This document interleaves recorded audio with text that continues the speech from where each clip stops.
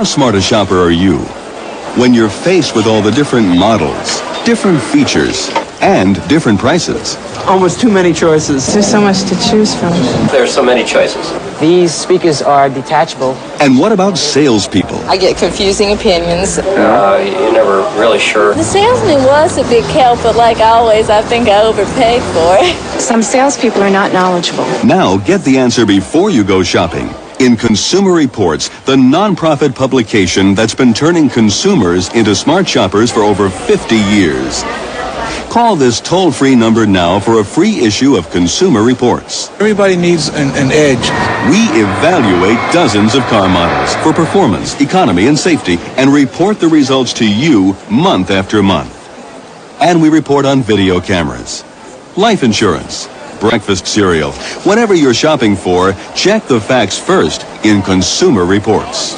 It's very difficult to evaluate products until you have them in your home for a while. That's why this is so valuable. Call now for your free issue of Consumer Reports. Then decide. When our bill arrives, pay it and get 11 more issues, 12 in all, for just $18. Or write cancel on the bill, return it, and owe nothing. Oh, well, this is just what I needed. If you do subscribe, you'll get the Medicine Show and the 1989 Buying Guide issue, all with your paid subscription, and all for just $18. By not accepting advertising, they're not pushing one product versus the other to give the pros and the cons of everything. Consumer Reports will make you a smarter shopper, too.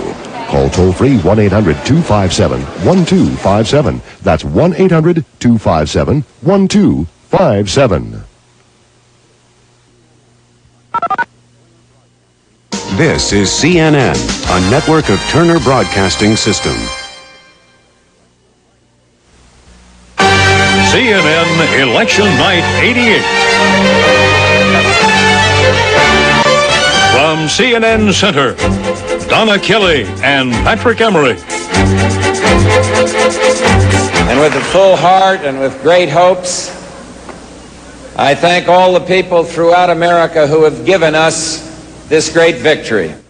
And I thank... George Bush is elected the next president of the United States. George Bush steamrolled Michael Dukakis Tuesday in the race for president, capturing a lopsided victory in electoral votes and keeping the White House in Republican hands. In the popular vote for president, we have this to show you. 86% of the precincts are reporting 54% going for Bush and 46% going for Dukakis. And in the electoral race, officially the only race that matters, Bush, his victory is very clear. And what you see on that map, only two states not called thus far, California and Illinois. And there are 3 Senate races still to be called, Florida, Nevada, and Washington. Now, the electoral map shows the size of the Bush victory. 355 electoral votes going for George Bush and 112 for Dukakis. 270, of course, are needed to win. George Bush celebrated his victory with thousands of supporters at a party in Houston. Bush expressed thanks to his campaign workers and his family. There's the next First Lady. He also thanked President Reagan, crediting him with turning the country around. He becomes the first sitting vice president to win the White House since 1836. It's also the first time that a party has kept the White House for more than 2 straight terms since the Democratic days of Franklin Roosevelt and Harry Truman. Bush referred to his opponent during his speech. I've just received a telephone call from Governor Dukakis.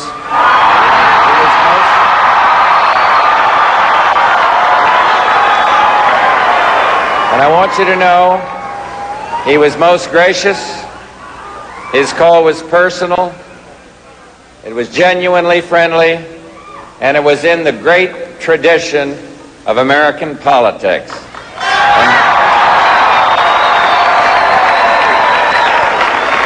And we can now speak the most majestic words a democracy has to offer. The people have spoken. The president-elect is scheduled to arrive in Washington a little later today. He's going to be then saluted by President Reagan. CNN is going to bring you live coverage of George Bush's landing at Andrews Air Force Base, starting at 3 p.m. Eastern, noon Pacific.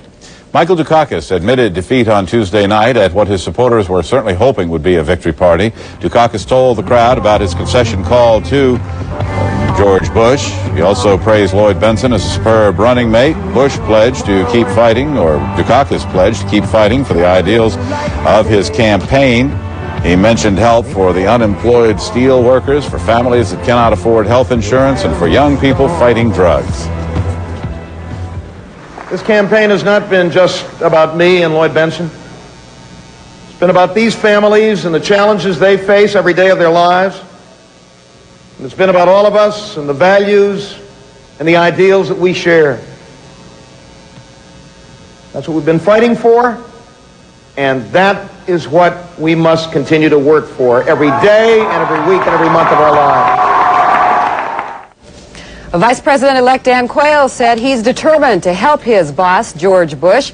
Quayle told supporters in Washington that the nation must now fall in behind the newly elected president.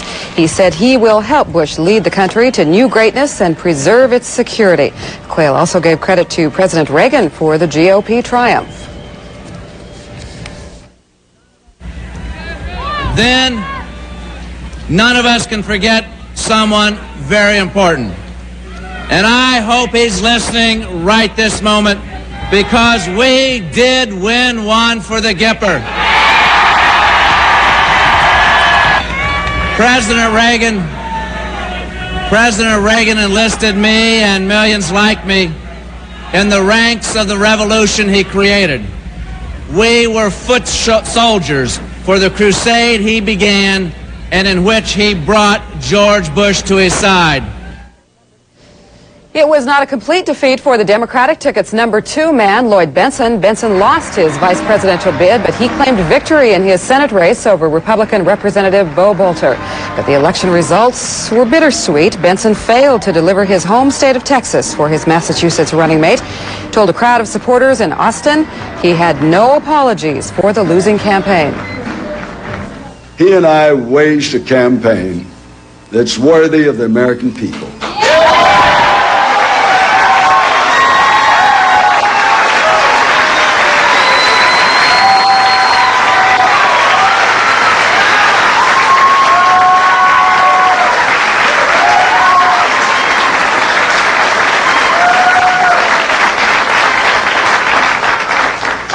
We told you the truth, and we stepped up to those issues. We challenged America to do better. We fought fair, and we never quit. And we never lost our faith in the truth. An unusual Texas law allowed Bentsen to run for both the Senate and vice president. The Democrats tightened their grip on the Senate on Tuesday. Several Western races remain too close to call, but it looks like the Democrats may increase their majority. The balance of power in the U.S. Senate now stands at 54 to 43. And as we told you earlier, 3 Senate races are still to be called: Florida, Nevada, and Washington. The Democrats succeeded in knocking off maverick Republican Lowell Weicker in Connecticut. He had survived for 3 terms in a state that is mostly Democratic, and we'll have the results of other key Senate races later this hour. The Democratic holdover in the U.S. House of Representatives remains strong. According to vote tallies now available, Democrats hold 242 seats to 159 the Republicans hold. In Georgia, a former television actor defeated Republican Pat Swindle, who faces federal perjury charges. And in Rhode Island, Democrat Ferdinand St. Germain was buried in his bid for a 15th term. St. Germain faces an ethics investigation, and we'll have more details on the House races just ahead. And did you know that CNN's election coverage is being watched in 65 countries around the globe? Post-election parties, in fact, are now being held in U.S. embassies in London, Bonn, Stockholm, and in Milan, Italy. Italians are watching CNN, we are told, on a huge outdoor screen in the Piazza Duomo. Did you know that? I do now, and still to come, we'll have the latest results from the Midwest. And we'll check in on some of the winners and losers on the West Coast.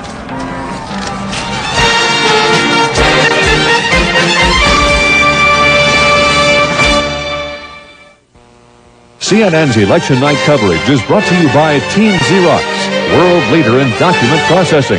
We document the world. And by General Dynamics, a strong company for a strong country. With this Xerox machine, you can easily change, revise, or correct anything you want. Xerox Memory Writers. And you thought we only made great copiers. Team Xerox. We document the world. The United States is a peaceful nation.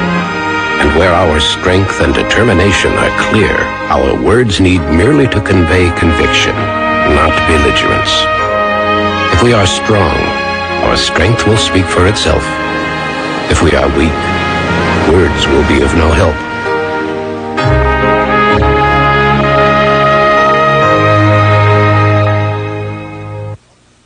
A good laugh. Closer. I hold you any closer, I'll be in back of you. A good cry. The good stuff's on TNT. The most powerful, efficient engine ever built in America. 4 cylinders with the power of 8. Lab tested at 100 miles per hour for 100,000 miles. And for the power it delivers, the most fuel efficient. The only state-of-the-art 16-valve 4-cylinder engine made in America. The GM Quad 4 engine. We had a vision, and the vision is paying off. What can you expect when you invest at Schwab? Ask a Schwab customer. I'm looking for quick response and accuracy. I call Schwab and often get my market orders confirmed while I'm still on the phone. I like the fact that there's no sales pressure. For me, Schwab simply delivers good service, good value. For a free booklet, call 800-257-1257. That's 800-257-1257.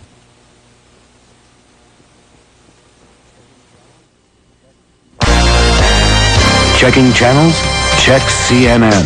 Because no matter what you're interested in, CNN has an interesting show for you.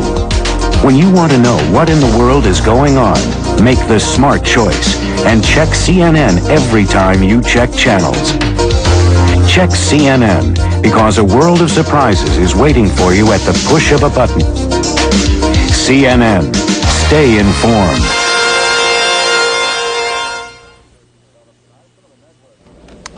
Some real controversy developed tonight. Some of the networks had already projected the winner of Tuesday's election hours before the polls had closed on the West Coast on Tuesday night. It seems to happen this way every 4 years. CNN's Taylor Henry has voter reaction from Los Angeles on the early call. While many West Coast voters were still lining up at the polls, George Bush was named the winner. The state of Michigan, which handed Michael Dukakis his worst defeat in the primaries, has just put George Bush over the top in the number of electoral votes needed to take the White House. Some network anchormen had already been painting a gloomy picture for Michael Dukakis nearly 2.5 hours before polls closed on the West Coast. Michael Dukakis is hearing the first faint whisper of the axe. If he doesn't get something started in Illinois and Pennsylvania, it may be sayonara for him. No, he hasn't won yet because I haven't voted yet. It's not over until it's over. The early calls brought back bad memories of 1980, when President Carter conceded defeat even as West Coast voters were still marking ballots. Critics say early election calls by the networks influence how people on the West Coast vote, or even discourage them from voting at all. West Coast voters say that's not fair. There's a lot of people out here that don't vote because they give up. They say, why bother? California politicians say it's time for a federal law setting a uniform poll closing time throughout the country. And so if we had the East Coast closing at 10 and the West Coast closing at 7, it would eliminate the impact of early projections on West Coast voters. Other politicians would settle for a voluntary agreement by the media not to project winners before the last polls close on the West Coast. It is a First Amendment right for them to report the news when they get it. And I understand that, and I don't think we can write a law that they cannot do it. Maybe we can find a solution. Previous efforts in Congress to do just that have failed. But after Tuesday's election, Senator Cranston says he expects a new push for a uniform poll closing law after Congress reconvenes next year. Taylor Henry, CNN, Los Angeles. Well, we'll see. There was a lot of talk about that 4 years ago, you recall. While in the West, let's stay there for a while. There are some rather breakneck races for some seats, so it was important to vote. For the race for governor of Washington, that's not one of them, as you can see. 61% of the vote is in. The incumbent, Democrat Booth Gardner, has been criticized for having no agenda, for his relaxed management style, but he's brought the state's economy back from a deep recession, and the polls are showing that. As you can see tonight, CNN has declared Gardner the winner over the Republican challenger, Bob Williams, 72% reporting in. Let's go to Montana now. The battle for the governor's office was over Democrat Ted Schwinden's vacated seat. His party's replacement, Tom Judge, was slightly favored over the Republican Stan Stevens, mainly because of Judge's name recognition in the state. But CNN has now declared Stevens the upset winner. As you can see, the Republican Stevens has 53% of the vote. We may not know a winner in the Utah gubernatorial race for quite some time to go as yet. Democratic challenger Ted Wilson led in most of the pre-election polls, partly due to a huge tax hike put in by the incumbent Republican governor Norman Bangerter. But right now, the two are in a dead heat, as you can see, 40% to 40%, 66% reporting in. The race for the key Senate seat in Montana has upset written all over it tonight. Incumbent Democrat John Melcher was favored to win a third term over the Republican challenger Conrad Burns, but CNN has already declared Burns the upset winner. 79% of the vote tallied, 52% of it going to the Republican challenger. The scramble for one Senate seat in California was never really close. In a big money campaign, Republican incumbent Pete Wilson was slightly favored, but was still happy to overcome a so-called jinx on that particular Senate seat.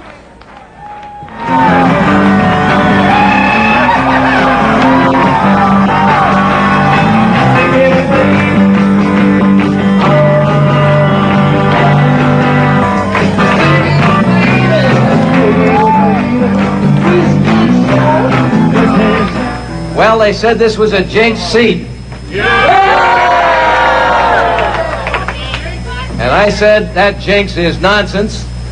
It is no match for my luck because you are my luck. Well, the jinx was, of course, that no one was able to retain that seat in recent memory. The only senator able to stay any length of time, it seemed, in California was Alan Cranston. CNN, we have already declared Wilson's victory over his well-known challenger, though, the Democratic Lieutenant Governor of the state, Leo McCarthy. 55% of the voters decided, yes, we'll keep the former San Diego mayor in office. In Wyoming, Republican incumbent Malcolm Wallop was heavily favored to retain his Senate seat over his liberal challenger, Democrat John Venich. But now Wallop is sweeping the state, as you can see. Well, not exactly sweeping it. We've declared him the winner. 50-50, though, is where the split of the vote comes in at this point. We move on to the Nevada Senate race. Republican incumbent Chick Hecht was thought to be an easy target for the Democratic challenger, Richard Bryan. Bryan trailed early, but has now pulled ahead of Hecht, 51%, falling in the column for the Democrat, Bryan. An open contest for the Senate seat in Washington was predicted to be close between Republican Slade Gorton and the Democrat Mike Lowry, and that is just how it has turned out thus far. 73% reporting in. Gorton, you can see, with 52% of the vote. Republican Orrin Hatch was predicted to easily win a third Senate term in Utah. Hatch has now been declared the winner over the Democratic challenger, Brian Moss, 67%, a strong showing for Orrin Hatch, one who some have considered a possible Supreme Court nominee by the new President-elect George Bush. That's a look at some of the races out west. And in the Midwest, the Indiana governor's race goes to 32-year-old Evan Bayh. Bayh is now the youngest governor in the country. He defeated John Mutz. You can see that defeat by 53 to 47%. That is with almost all of the votes in Indiana. In Missouri, Republican Governor John Ashcroft was reelected by a wide margin, defeating Betty Hearns, 64% going for Ashcroft, and 36% going for Hearns. 96% of the precincts are reporting in Missouri for the governorship. In North Dakota, Democrat George Sinner easily won re-election. He defeated businessman Leon Malberg, who was making his first run. at public office. A 20-point difference there, with 60% going for Sinner and 84% of the folks reporting in there in North Dakota. John Kerry is the new Democratic senator from Nebraska. Kerry defeated incumbent David Carnes. Carnes had been appointed to the Senate after the death of Senator Edward Zorensky last year. Kerry is a decorated Vietnam veteran and former governor. Just shy of 1% of all the folks in Nebraska reporting in, and 57% of them going for Kerry. In Ohio, incumbent Senator Howard Metzenbaum defeated Cleveland Mayor George Voinovich.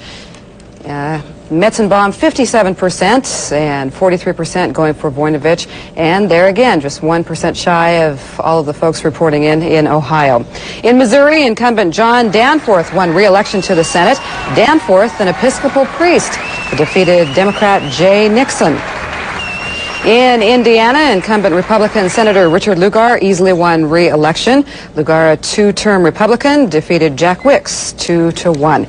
And in Minnesota, incumbent Republican David Durenberger won that Senate race. He defeated Hubert Humphrey III, the son of the former vice president, who was making his first bid for the United States Senate. Clinton Burdick has been re-elected in North Dakota. The 80-year-old Burdick had cancer surgery in August, and his age and health were an issue in the campaign. His opponent, Earl Strindon, ran television and radio commercials urging voters to call Clinton home. And in Michigan, Democratic Senator Don Regal easily won re-election over Republican Jim Dunn. 61% for Regal and 39% for Dunn. We have 72% of the precincts reporting in Michigan.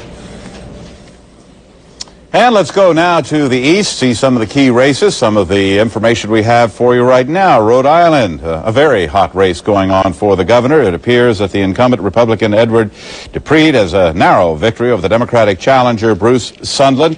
99% reporting, 51% of the vote going to DePreet. Democrat Sundlun is a millionaire businessman who's a newcomer to elected politics. He accused DePreet of improper business dealings. Didn't work. Also in Rhode Island, incumbent Republican Senator John Chafee fended off a challenge from Democratic Lieutenant Governor Richard Leach. And you can see the numbers in Rhode Island, 99% reporting, Chafee, 54%. He's a moderate Republican in a heavily Democratic state.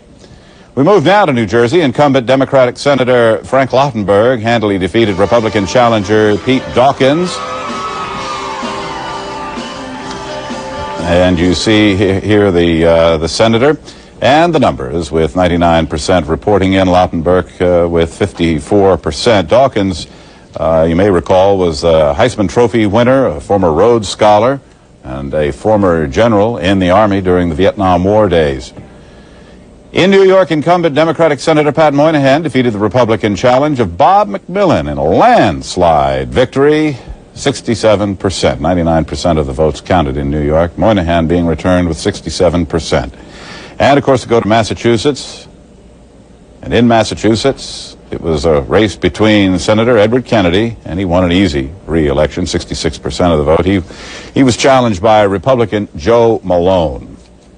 In Connecticut, Democratic State Attorney General Joseph Lieberman has apparently narrowly defeated the incumbent Republican Senator Lowell Weicker. Now, Lieberman is said to be a rather popular attorney general in the state. He ran a pro-consumer candidate's race. Weicker was always considered a maverick, liberal Republican, wouldn't go along with the Reagan administration very much, heir to a pharmaceutical fortune. And as you can see, the upset was by a pretty slim margin, 50-50, but you can see more votes for Lieberman, with 99% being tallied thus far. Weicker said on Tuesday night that he had no regrets about his political life or the campaign that he ran. Southern politicians didn't always get the ride on Bush's coattails that they were counting on in his sweep of the South. In a race that grabbed national headlines, Republican Representative Pat Swindle lost his Georgia congressional seat to former television actor Ben Jones. The campaign, one of the nation's nastiest, was marked by Swindle's indictment on charges of lying to a grand jury about a drug money laundering operation. The indictment led to Swindle's easy defeat in Georgia's 4th district. He lost by a 61 to 39% margin, and that is with 99% of the precincts reporting in Georgia. In the only Southern governor's race, incumbent Jim Martin became the first Republican chief executive ever reelected in North Carolina. 55% to 44 for Martin, and that is also with 99% of the precincts reporting.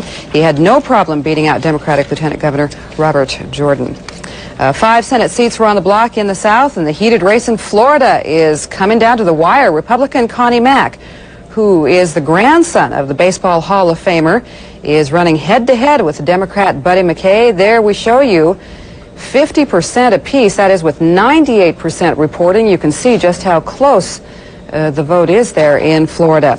Representative Trent Lott gave the Republicans both of Mississippi's Senate seats for the first time this century. He edged out Democratic Representative Wayne Doughty, 53 to 47%, and that was to fill the shoes of retiring 41-year veteran John Stennis, and that is with 96% of the folks checking in Mississippi for the Senate race. Tennessee Senator Jim Sasser won a 3rd term, coasting to victory over Republican Bill Anderson. 66% for Sasser, and Anderson picked up 34%, and that is with all of the precincts reporting in Tennessee. Bill Anderson, a law partner of former Chief of Staff Howard Baker. And in Virginia, Charles Robb became Virginia's first Democrat elected to the Senate since 1966. Robb, of course, a former governor, and he is the son-in-law of late President Lyndon Johnson. He trounced Republican opponent Morris Dawkins. Dawkins, a retired black minister. There you see the numbers with 99% reporting for the Senate race in Virginia. Robb coming away with 71%. And coming up a little bit later, we're going to have results on some of the Election Day referenda around the country. Propositions ranging from whether information about people with AIDS should be made public to the most stringent anti-smoking law in the country. Election Day issues coming up.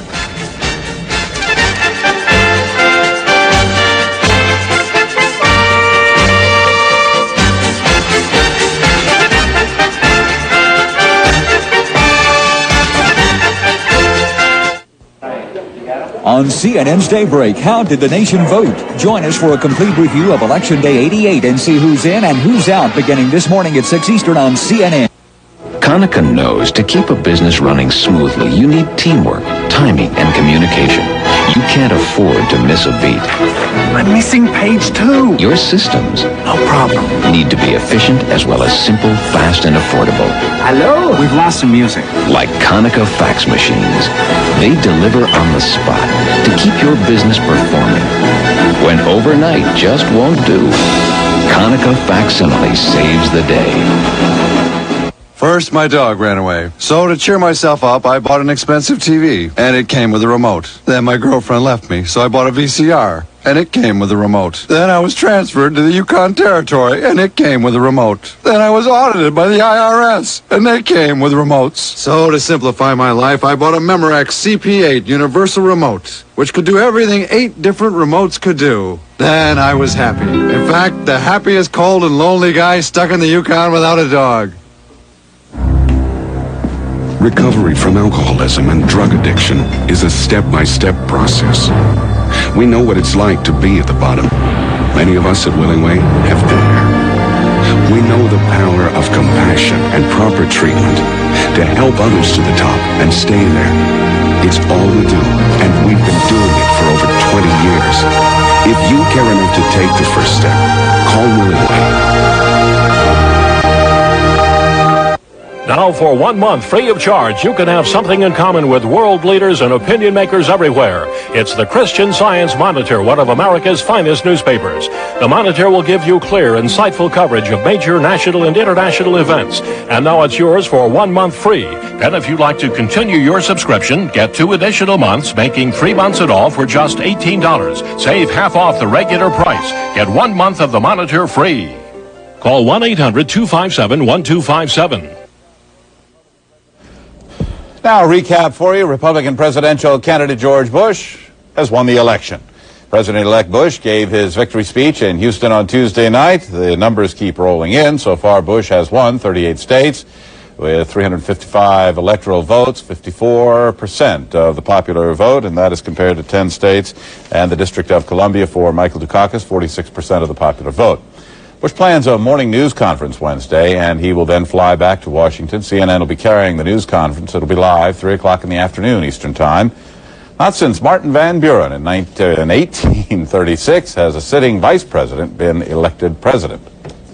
The returns available so far indicate that California voters want to guarantee the confidentiality of testing for AIDS. If passed, Proposition 102 would have forced doctors and other healthcare workers to forward to county officials the names of persons who test positive for the disease. Scores of doctors and nurses had promised to disobey the law if the proposition passed. But early returns show the measure losing by a 61 to 39% margin. But at the same time, California voters approved another controversial AIDS proposition. AIDS tests can now be given for people accused of sex crimes and for people who attack law enforcement officials. A $60 million media blitz by the insurance industry seems to have paid off. Returns available so far show that voters are rejecting 4 propositions aimed at cutting auto insurance premiums. One measure that was backed by consumer advocate Ralph Nader would have slashed rates by more than 20%. Voters in Oregon decided against imposing a ban on smoking in virtually all public buildings. The state already has a pretty tough no smoking law. But the referendum on the ballot on Tuesday would have limited smoking to taverns, hotel rooms, tobacco shops, and private homes. Maryland voters standing firm in their opposition to cheap handguns. They voted to uphold a 6-month-old state law that bans so-called Saturday night specials. The National Rifle Association had spent more than $4 million on a media campaign to repeal it. Abortion foes won key victories Tuesday in Michigan and Colorado. Voters in Michigan approved a ban on state-financed abortions for poor women, except to save the life of the mother. Voters in Colorado also rejected state-funded abortions. The results in Arkansas are too close to call. And English is now the official language in Florida, Colorado, and in Arizona. Referendum opponents in Florida tried to keep the measure off the ballot in a federal court suit. Didn't work. It ended up passing with the support of more than 83% of the votes cast. And coming up in the next half hour, we'll talk to Peter Eliades, the editor and publisher of Stock Market Cycle. We'll be talking about post-election economics as George Bush heads for the White House. Might ask him how the market might do Wednesday, huh? And so I mean to keep the conversation going, to keep walking toward you, talking with you, and reaching for the hands. And another thing, I'll do my level best to reach out and work constructively with the United States Congress. I'm going to continue to work for these goals with you, with my fellow governors, with a Democratic Congress, and I'm proud to say that we not only will continue to have a Democratic Congress, but it looks as if a strengthened Democratic Senate.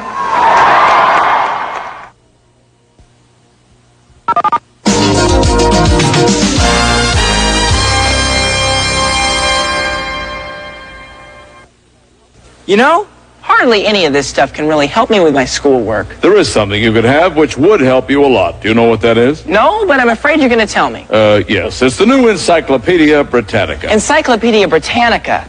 Now you tell me. I've got a report due tomorrow. On what? On the exploration of space. Take a look at this. From the first beeps of Sputnik to the triumph of the Apollo moon landing. All right. Well, since this has turned out to be a Britannica commercial, I guess you're going to tell me how somebody could get a set. Actually, I thought I might, yeah. And I suppose you're going to throw one of those 800 numbers up on the screen. Am I right? Might as well. And there it is. To find out how you can own the Encyclopedia Britannica, just call this toll-free number and we'll send you this free booklet telling you everything you need to know about your key to the information age. And just for previewing Britannica in your home, your family will receive this 3-volume desk reference set. So if you would be interested in owning the new Britannica, I'm thinking it over. Just call this number now. Encyclopedia Britannica. This is CNN, a network of Turner Broadcasting System. CNN Election Night 88. From CNN Center, Donna Kelly and Patrick Emery. George Bush easily crushed Michael Dukakis' campaign on Tuesday, cruising to a lopsided electoral college victory and keeping the Republican grip in the White House. In the popular vote, as you can see, 54 to 46% is the position right now, with 89% of the popular vote having been counted. And that pretty much reflects some of the last few days' polls that we were giving you. The size of the Bush victory becomes a bit clearer, though, on the electoral map. In the race for electoral votes, as you can see, we're still waiting for Illinois and California to declare. Bush celebrated the 355 votes in the Electoral College that he got with supporters in Houston, and he thanked his campaign workers and, of course, his boss, who's still in the White House. And with a full heart and with great hopes, I thank all the people throughout America who have given us this great victory. And I thank Ronald Reagan.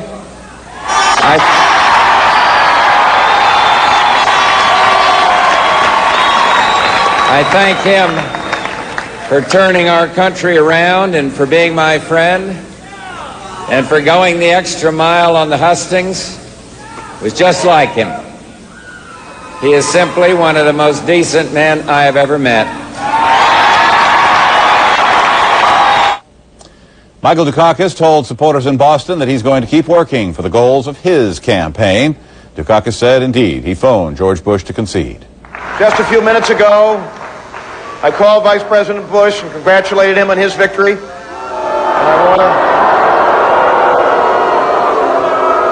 I know I speak for all of you and for all the American people when I say that he will be our president and we'll work with him. This nation faces major challenges ahead and we must work together. And I extended my best wishes to him and to Mrs. Bush and to the members of the Bush family. Democrat Jesse Jackson reacted to the election by urging Democrats to find common ground with George Bush. He's going back, of course, to a theme that we heard during his active campaign. He was speaking in Chicago. He raised the themes of his own failed bid for the Democratic nomination. We must congratulate Mike Dukakis for having run a very gallant race. Now we must heal our party, build it, put forth a legislative agenda. What Mr. Bush calls a kind and gentler nation, that must be a bipartisan commitment to daycare for children, prenatal care for mothers, raising minimum wage for workers and for family farmers.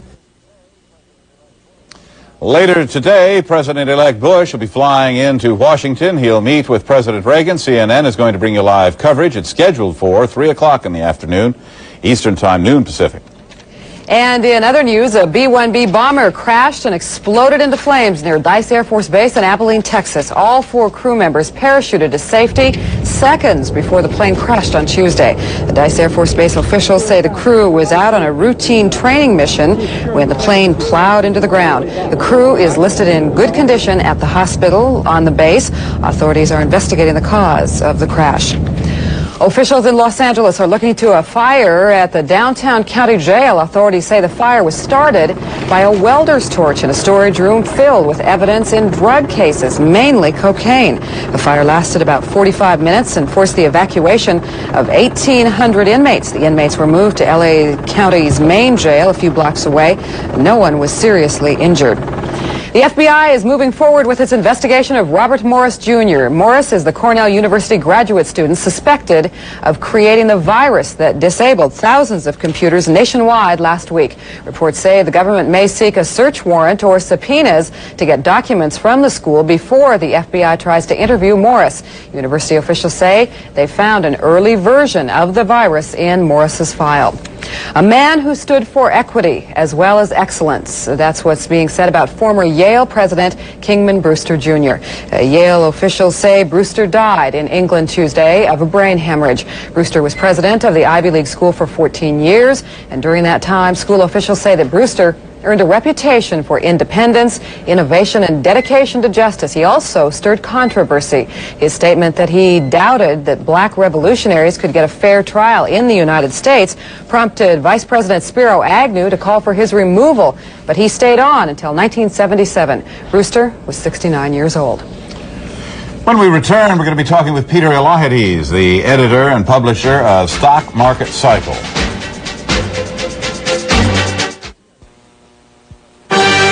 CNN's election night coverage is brought to you by Team Xerox, world leader in document processing. We document the world. Xerox intelligent printing systems are so productive, they turn mountains of material into perfect presentations. And you thought we only made great copiers. Team Xerox. We document the world. At General Motors, a new partnership is taking shape. Hey, how'd it go on the new job, son? Not bad. Yeah, we're learning a lot about computers and stuff. You know, they asked me to a meeting today. They asked the union. Yeah. It's a meeting on how we can improve quality. And, well, they want to know what I thought. It's not like it was when I was on the line. You know, I had a pretty good idea. At GM, the partnership is working. The vision is paying off. For 17 days in the summer of 1990, the greatest athletes in the world will unite in Seattle. These are the Goodwill Games. Seattle 1990. The competition continues. For the individual, education is the path to achievement and fulfillment. For the nation, it is a path to a society that is not only free, but civilized. And for the world, it is the path to peace. For it is education that places reason over force.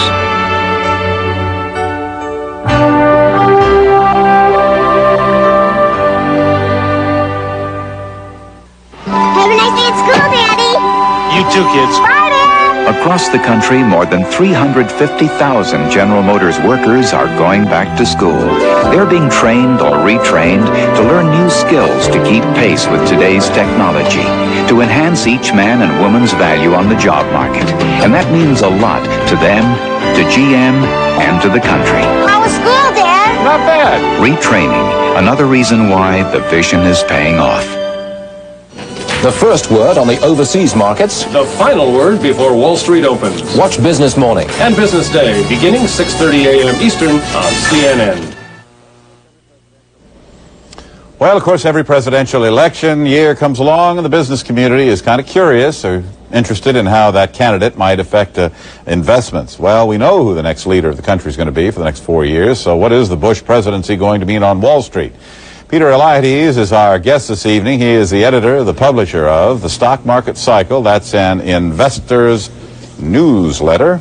So what's the market going to do tomorrow? Well, I think more important than what it's going to do tomorrow, if I had to make a guess what it would do tomorrow, Patrick, it may well be down because even though the pat theory is that the market favors a Republican victory, Republicans supposedly synonymous with big business and being favorable towards big business, it's funny how things like that work out, Patrick. Let's put it this way, if looking out a little bit further than tomorrow, next year I think is a very important year, not only for the economy, but for the stock market also. If the stock market is up next year, with a Republican having been elected, it will be the first time in 90 years and 80 years that has happened. And what I wanted to ask you about was that I have heard that when the Democrats get in office, the stock market historically does a rise in the succeeding 12 months. And as you say, oddly enough, when Republicans get in, it takes a dip. Yeah, this will be the first time. Why does it do that? Well, I don't know.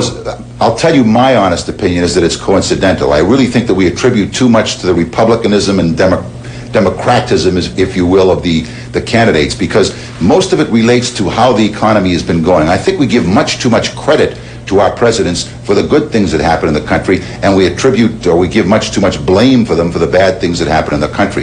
There's only so much a president can do by himself as a president. We have to look at what Congresses were ruling at the time that the president was in office. So those are all things that are important to the overall picture, and not too many times do we see those discussed, Patrick, in the overall look at the economy during a presidential reign for the 4 years, especially what happens with the stock market. Those things are very important to look at it on an interrelated basis. Well, you talk about credit or blame. Perhaps we better include our own decisions, I guess, and perhaps our brokers. If we're going to call and talk to our broker tomorrow, where do you think we should try and have us steer our money? Well, very honestly, right now, I'm defensive in the market. It doesn't really have that much to do with who is elected president, although usually, if you just look at a presidential cycle, there is a tendency in the year following the election of a new president, whether it be a re-election or election of a new president, there's a tendency for the market not to do very well. That's not the only reason why I'm a little bit defensive now. That relates to other reasons that are technically have to do with the market. If one looks at the market overall right now, the average share of stock is not doing very well, has not been doing very well since July, whereas we're a little bit deceived by the Dow Jones Industrial Average, which is what most of us look at, and we see that it's only about 40, 50, 60 points away from its highest point of the year. So my answer to that was, even if I was somewhat roundabout, that I would be a little bit defensive right now, and I wouldn't be anxious to call my broker to buy any stocks tomorrow. Okay, I've heard some reports that say some folks are pulling out of the market and have these large cash supplies on hand, just ready to pounce on some good deal. And also, if you could address that issue of cash, having it on standby. But it was watching gold go below $400. Would you recommend precious metals? No, I certainly wouldn't recommend precious metals either. The reason I say that is because I think there's a good chance we're coming into, if not a disinflationary part of the economy, we've already seen a lot of that in the last several years, but if not more of a disinflationary procedure that we're going to go through over the next couple of years, perhaps even deflation. I know it's something that most people have not talked about, and every 2 or 3 months we hear about the new inflation scare. If one looks at the price of oil and what has happened to the price of oil over the last several years, and one looks around the economy to take a look at some of the other prices, the way the trend of prices has been going, I wouldn't be too concerned about inflation right now. So well, it's kind of interesting because the other night they had Ferraro, Ms. Ferraro, the former vice presidential candidate, on Larry King, and she was this whole matter of inflation came up, and of course from her perspective she said, well, OPEC has been awfully nice to Ronald Reagan over the last 7.5 years. Prices for that length of time have been low, and we have no control over OPEC. So if OPEC all of a sudden decides to get together, George Bush could face a rough 4 years, couldn't he? But Patrick, yeah, you're absolutely right. But that's the biggest if that we may have spoken all night tonight. You see, there cannot, at this point, there cannot be collusion in terms of the oil-producing countries. I don't believe there can. This is obviously my opinion. Each one of them is out now for their own economic survival. When you do to the price of oil what has been done to the price of oil over the last couple of years, from $30 a barrel down to $12, $13, $14 a barrel, not only are the Arab oil exporting countries in big trouble, but look what's happening to our close neighbor and friend, Mexico.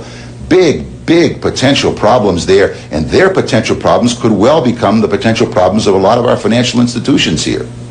All right, Peter Eliades, the editor and publisher of the Stock Market Cycle, we thank you for joining us. We'll be back right after this with more coverage of election night. On CNN's Daybreak, how did the nation vote? Join us for a complete review of Election Day 88 and see who's in and who's out beginning this morning at 6 Eastern on CNN. Hi, I'm John Ritter. And if you have children or grandchildren in high school or college, I'd like to talk to you about their grades. A kid doesn't have to be a genius to have a D average in school. And a D student can't become a genius in a single semester. And yet, C and D students are becoming A students almost overnight. How?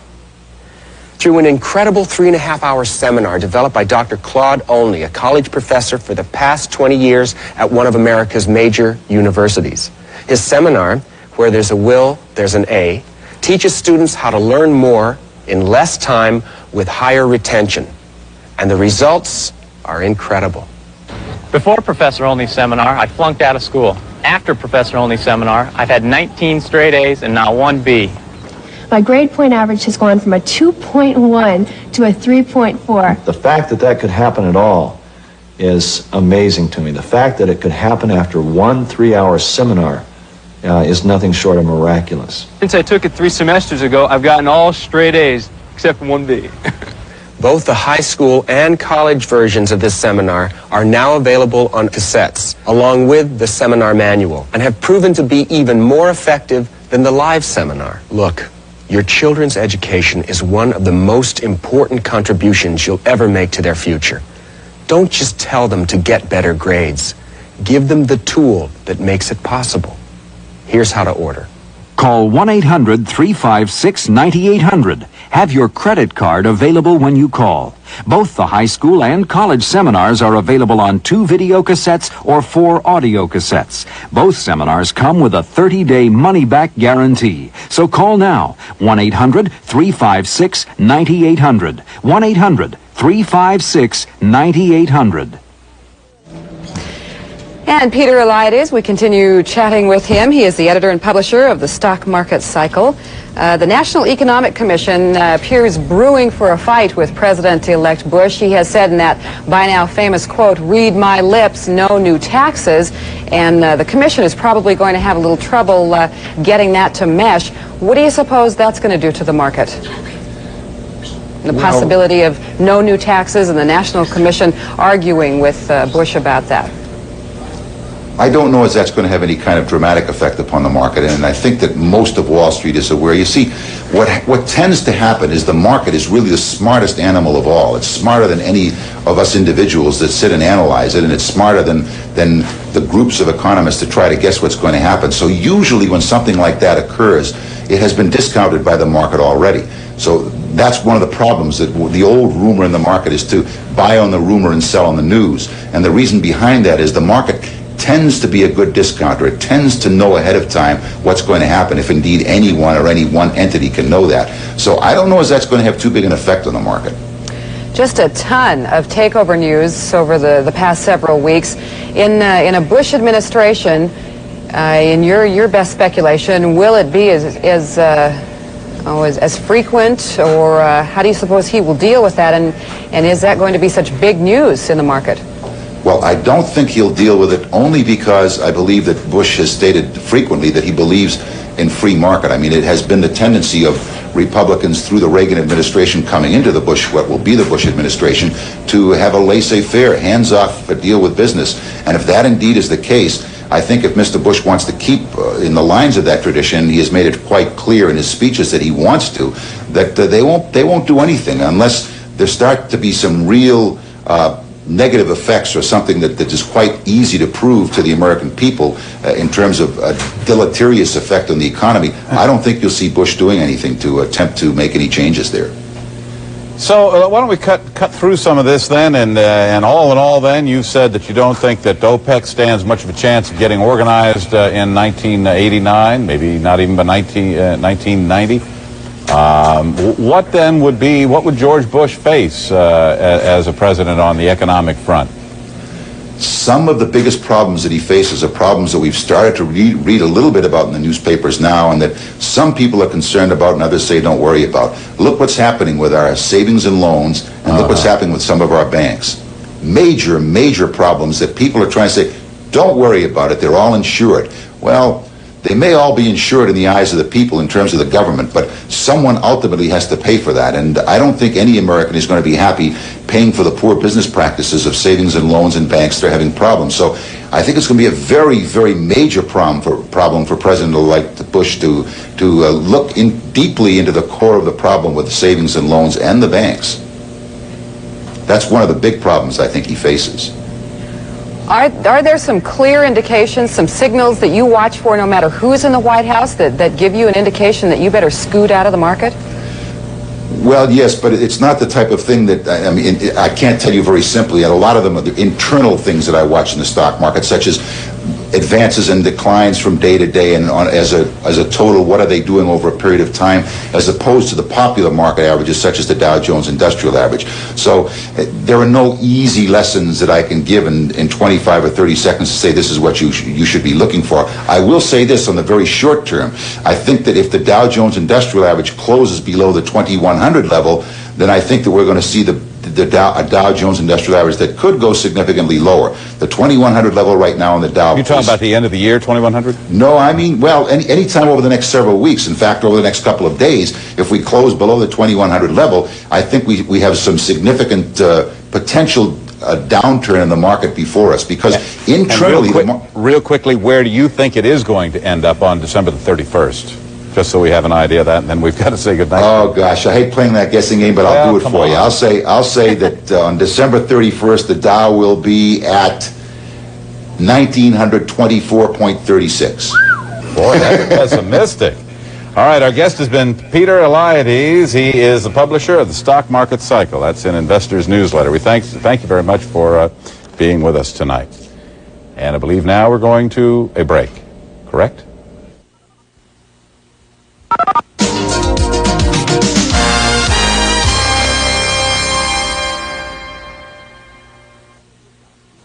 If you never forgot VE Day, if you still feel proud of how we all pulled together, then you'll always remember the songs we danced to, romanced to. Now they're back in a great new album that'll make you feel good again, wherever you are today. Don't sit under the apple tree with anyone else but me. Anyone else but me. Would you like to swing on a star?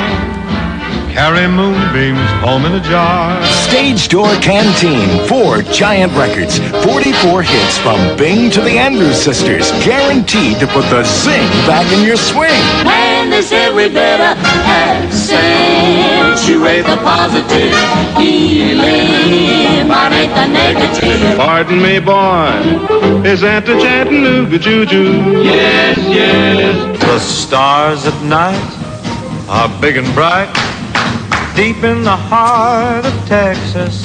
All the memories, the magic of goodbye. These were our times, our songs. Now all the original versions are captured forever in this 4-record collection. Kiss me once, then kiss me twice, then kiss me once again. It seems to me I've heard that song before. Drinking rum and Coca-Cola. 44 songs, 4 big records in Stage Door Canteen. But remember, it's not sold in stores. Stay tuned to order now. To order, call toll-free 1-800-257-1257 to save all COD charges and pay only $19.98 plus $3 shipping and handling for 4 records or 3 long-playing cassettes. Use your credit card or send check or money order to Stage Door Canteen, P.O. Box 8250, Atlanta, Georgia. Remember to save all COD charges, send to Stage Door Canteen, P.O. Box 8250, Atlanta, Georgia.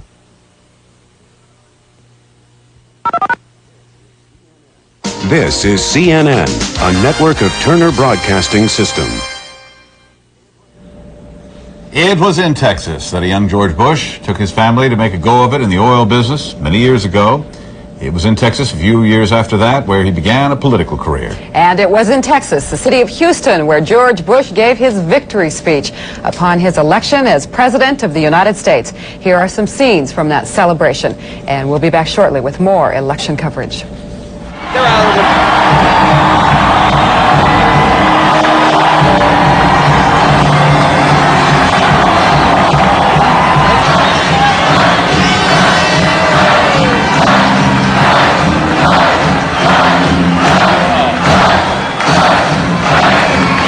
What a great welcome. Thank you. Yeah.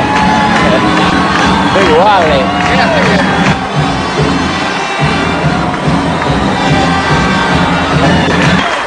And with a full heart and with great hopes, I thank all the people throughout America who have given us this great victory.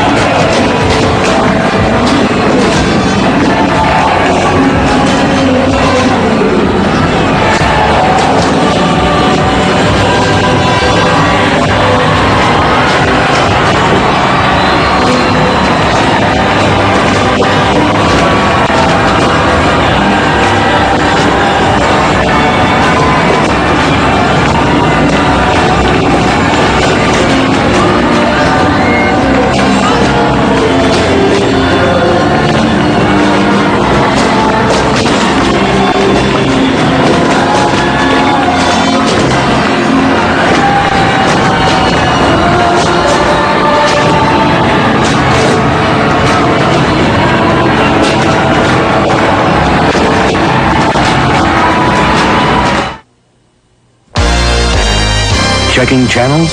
Check CNN. Because no matter what you're interested in, CNN has an interesting show for you. When you want to know what in the world is going on, make the smart choice and check CNN every time you check channels. Check CNN because a world of surprises is waiting for you at the push of a button. CNN. Stay informed. A government report released on school lunches.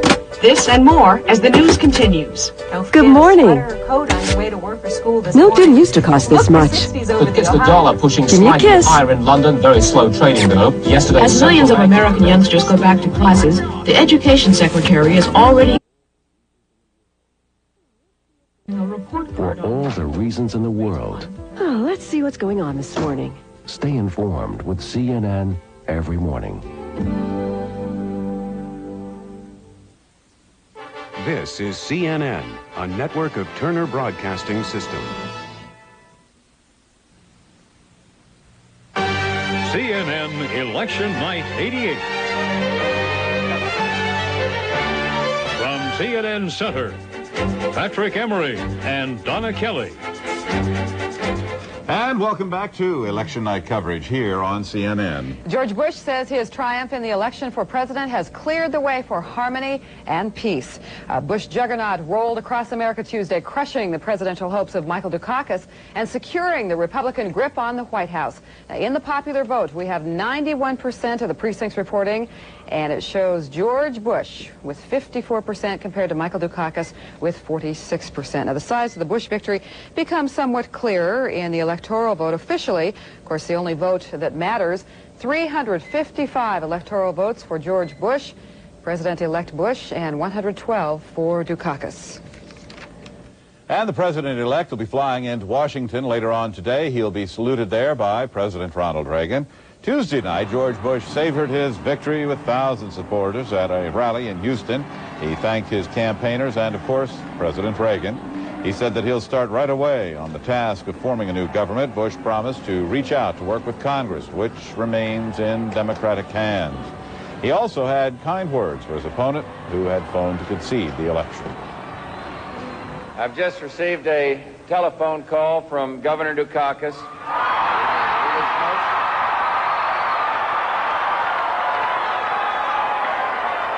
And I want you to know he was most gracious. His call was personal. It was genuinely friendly. And it was in the great tradition of American politics.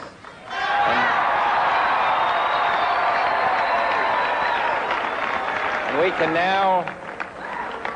can now speak the most majestic words a democracy has to offer.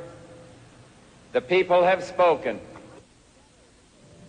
Michael Dukakis called on Americans to work together with their new president. Dukakis spoke to supporters in Boston at what they'd hoped would be a victory party. He praised Lloyd Bentsen as a superb running mate. Dukakis also pledged to keep on fighting for his goals. He referred to unemployed workers, to families who cannot afford health insurance, and to young people working against drugs. This campaign has not been just about me and Lloyd Bentsen. It's been about these families and the challenges they face every day of their lives. And it's been about all of us and the values and the ideals that we share. That's what we've been fighting for, and that is what we must continue to work for every day and every week and every month of our lives. And joining us now for an election analysis is William Allen, chairman of the U.S. Civil Rights Commission. Dr. Allen's a professor of political science at Harvey-Mudd College in Claremont. He's also a former Republican candidate for the Senate. We welcome you tonight to our election night coverage, and I'm wondering if as a political science professor, you saw any surprises in your state there of California. Well, sir, I will say good morning rather than good night to you. Good evening. Surprises, no. If anything, this has been an election without surprises, one that was almost foreseen 4 years ago, you might say. Let's talk a little bit about this mandate or lack thereof. Certainly, when we show that we've been showing this board all evening, the Electoral College, and it certainly showed up heavily in the Bush column, 377 electoral votes. The popular vote, 54-46. Is there a mandate there? What's George Bush what's going to be able to take to Washington and face Congress with? Is he going to be able to say 54% is a lot? That's going to be the most contested turf in Washington for the next 6 months, whether there's a mandate. The real mandate will surface in the fight over the existence of a mandate. One thing you can say for certain, contrasting this campaign with the campaign of 4 years ago, there was at least a stark choice presented, and the people decided. The attempt to make it a non-ideological campaign, a Morning in America campaign, if you permit me to say so, by Governor Dukakis failed. And the president-elect forced the issue as a matter of principle, ideology, and the people chose. That is a mandate in some sense, in all probability, but it remains true that you still have a Congress which is controlled by the Democratic Party. And that means, of course, it's a muddy mandate at best. You know, a lot of folks bandied around that this was such a nasty campaign.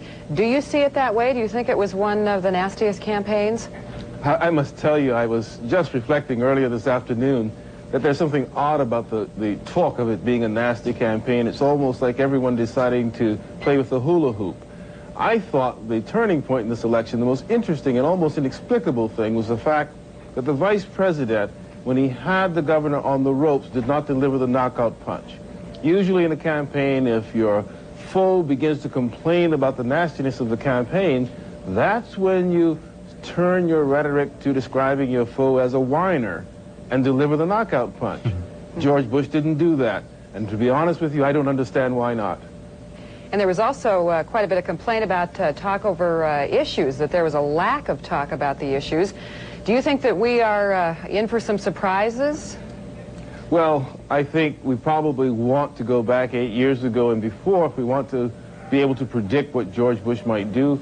I was asked last weekend in Atlanta what will happen in civil rights, and I had honestly to say there's no way to foresee that, apart from the fact that it's very clear that George Bush has some sincere commitments in that area, and we know he will follow up on them. But the campaign didn't develop them. I wouldn't, by the way, say that means it was a campaign without issues, but it didn't develop those kinds of issues. Let's get back, if we can, for a second here to this matter of the mandate. You know, it's true that Ronald Reagan did enjoy for a brief spell during his presidency a Republican Senate, never a House of Representatives that favored his policies.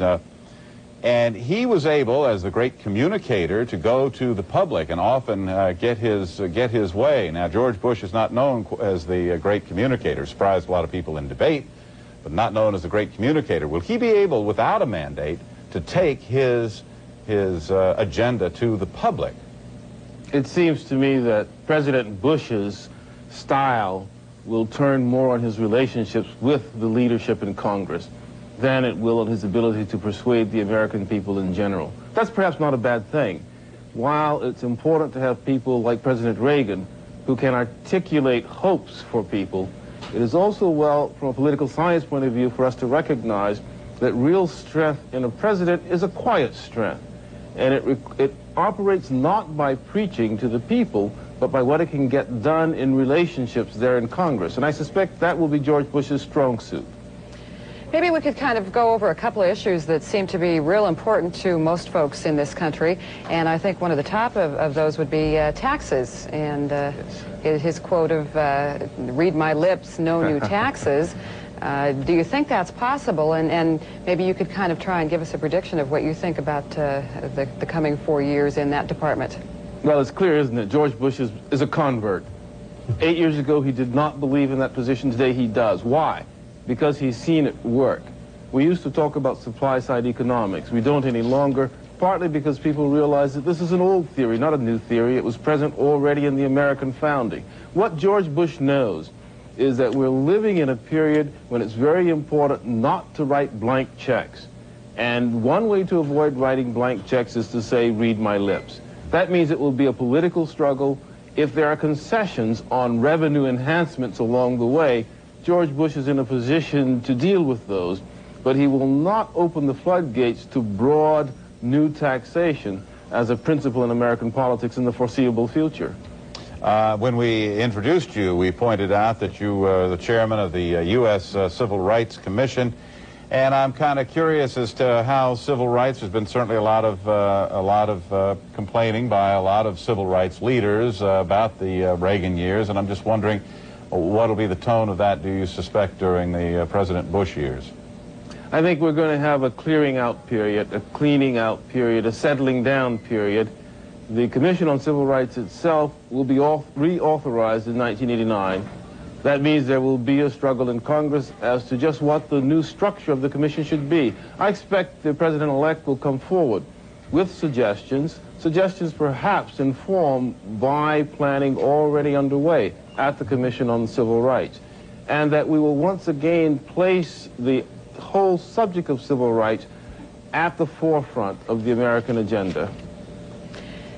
Do you think that President Bush will be stronger on domestic issues or on foreign policy? Well, if one listened to him in the campaign, one would have to say that he is prepped to do both. But there's no question that he places enormous emphasis on the idea of protecting America in what he regards as a dangerous world. And he places an emphasis on negotiations and on dealing with Mr. Gorbachev. I think, therefore, that foreign relations will be a strong suit for him, but he won't pursue foreign relations to the neglect of domestic interest. Can you focus a little bit more on the Soviet issue? What kinds of changes you think you see in maybe the way the United States and the Soviets will have relations in the next couple of years? Well, the most important question we confront now is precisely the question of what to do with strategic systems, with offensive nuclear missiles. Not now merely the tactical missiles which have been destroyed, but those broad and vast land-based systems particularly. They are connected with SDI, and the Vice President has declared himself committed to the view that whatever you do in reducing strategic weapons, you must do in relationship to enhancing defense. I believe, therefore, he will focus on trying to lead Mr. Gorbachev in that direction. Let's, if we can, talk briefly here in the time we've got remaining with you, Professor, about Dan Quayle. What do you think about Dan Quayle? Here again, calling upon your position as a political science professor. Dan Quayle going into the vice presidency. Yeah, there is a political science, Mr. Fenno, who, by luck, has just written a book on Dan Quayle, which he'd begun long before Mr. Quayle emerged as vice president. I've not read it yet, and therefore I will abstain from comment on Mr. Quayle particularly. But I will say this, and I think it's important. This may be the first time we have seen a presidential candidate go through a campaign almost single-handed. That may have been the accident of the press reaction to Mr. Quayle, but the fact is, for whatever reason it came about, President-elect Bush fought this campaign single-handed and won, and that's an extraordinary accomplishment. Mm-hmm. Well, we thank you very much for joining us tonight. William Allen, chairman of the U.S. Civil Rights Commission, as well as a political science professor at Harvey Mudd College in Claremont. Thanks once again for joining us at this hour. And ahead, we'll have reaction from the second half of the winning presidential ticket. Stay with us.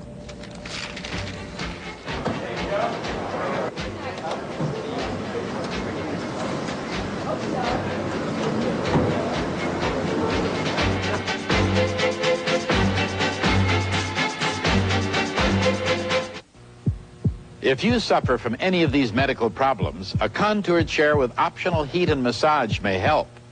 I'm Art Linkletter, and I'm concerned about these health problems. That's why I want to mail you this free Contour chair catalog. You see, Contour chairs are orthopedically designed to provide the kind of firm support you need to help reduce pressure on your legs, thighs, hips, and back.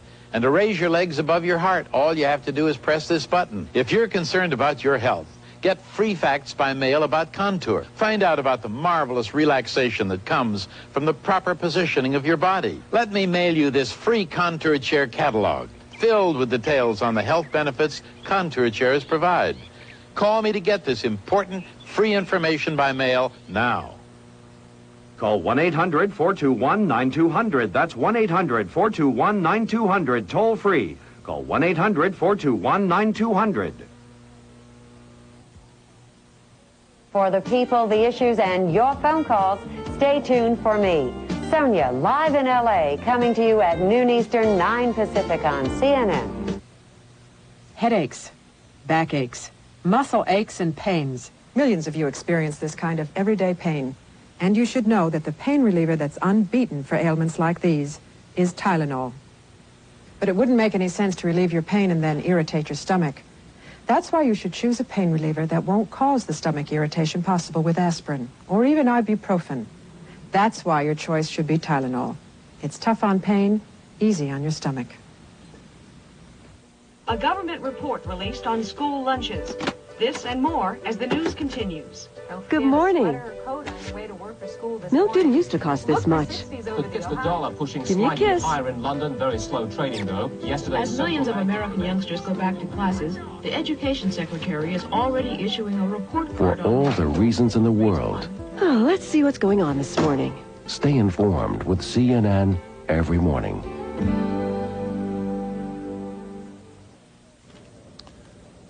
A jubilant Dan Quayle called the Republican Party's triumph a ringing endorsement of the Reagan Revolution.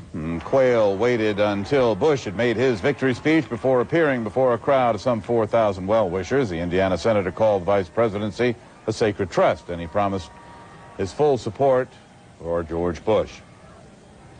Now all of us have another task. It is ours to fall behind George Bush as president, to give him the fullest measure of our assistance and commitment as he assumes the mantle of the most important position on this earth. And we will give him, along with our commitment, our prayers. That he will have the constant personal strength to lead America into the 1990s.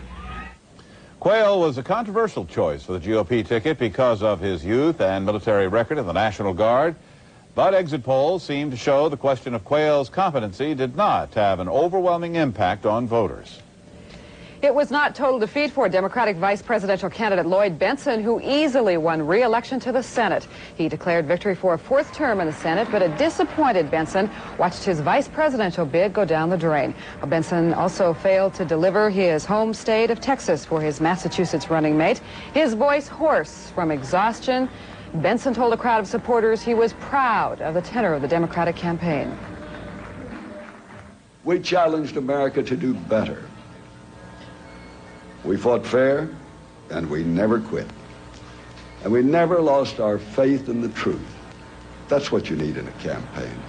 I have never seen a candidate that worked any harder, or in those last 3 or 4 weeks delivered a message any stronger than did Mike Dukakis in those closing days. And he made me proud to be his father.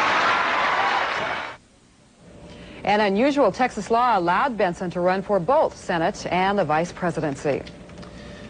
Democrats tightened their grip in the U.S. Senate. They won the seat of maverick Republican Lowell Weicker of Connecticut. In addition to former Democratic governors Chuck Robb of Virginia and Robert Carey of Nebraska picked up seats held by the Republicans. Before Tuesday's election, the Democrats held a 54-46 majority. Senate Minority Leader Bob Dole conceded his party's numbers in the Senate would be trimmed in this next Congress. Dole also criticized President-elect Bush, saying the GOP could have used some help from Bush in states where the races were close. Well, as it stands now, the Democrats could have a 55-43 advantage in the Senate. There are some Western Senate races which are still close. In Washington State, Republican Slade Gordon is trying to make a political comeback. He is leading the Democrat Congressman Mike Lowry, 51-49%, with 84% reporting at this point, as you can plainly see. And in Nevada, we're calling this one now, incumbent Republican Senator Chick Hecht lost to the Democratic Governor Richard Bryan for the state's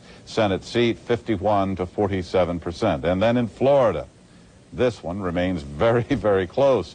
It's a very close race between Republican Connie Mack and the Democrat Buddy McKay. Two congressmen have run a hard race to succeed Senator Lawton Chiles, who is retiring. And as you can see, there's what here, about 5,000 votes separating the two, with 99% of the votes having been counted.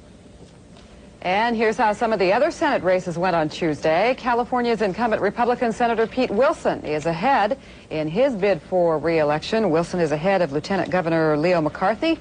Wilson spoke to his supporters early this morning. Well, they said this was a jinx seat. And I said that jinx is nonsense. It is no match for my luck because you are my luck. And apparently very lucky, Pete Wilson has been called the winner for that Senate seat. And here are some new names you'll be hearing in the Senate. Democrat Herbert Kohl, a Milwaukee businessman, takes over the seat from retiring William Proxmire. Nebraska's new senator is Robert Carey. He defeated Republican incumbent David Carnes. And Lloyd Bentsen did not win the vice presidency, but he will go back to the Senate from Texas. When all the winners are declared for seats in the House of Representatives, the overall balance of power will not have changed all that much. Based on the winners declared by CNN, the Democrats have maintained their overwhelming majority in the House with 435 seats at stake every 2 years. The Democratic Party this time around registered 257 winners. The Republicans have won only 178 seats on the House floor, so when all is said and done, in 1988, the Democrats retained their heavy majority going into the 101st Congress.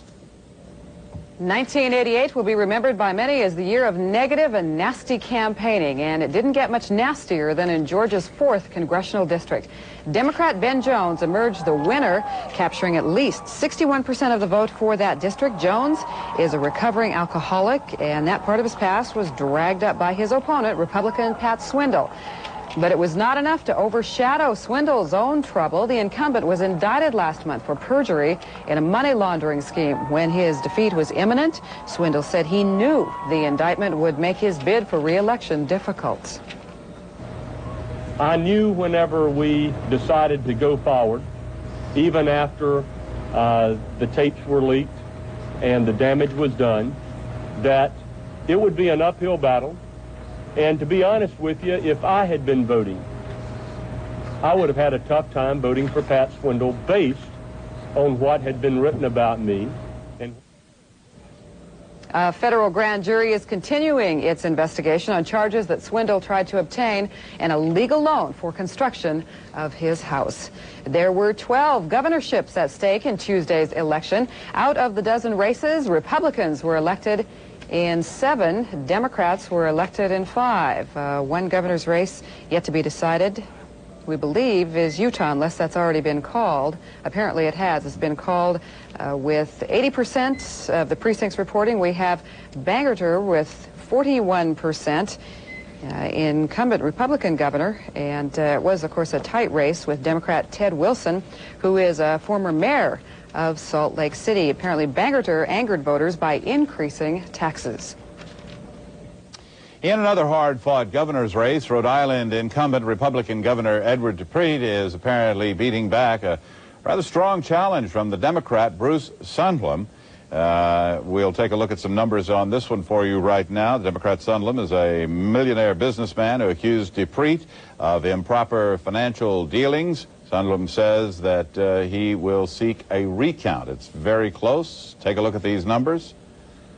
Sundlum says that he would like a recount of this. We, of course, have called the election for DePrete in Rhode Island. 99% reporting in, 51% of the vote going to DePrete. In Indiana, Democrat Evan Bayh overcame a GOP landslide for presidential candidate George Bush in that state, and he won the governorship. And at age 32, it makes Bayh the nation's youngest governor. He is the son of the former liberal Democrat Senator Birch Bayh. But since liberalism is what defeated his father, interestingly enough, by Dan Quayle, Evan Bayh is careful to appear rather conservative. In fact, many people said that his platform sounded much more Republican than it did Democrat.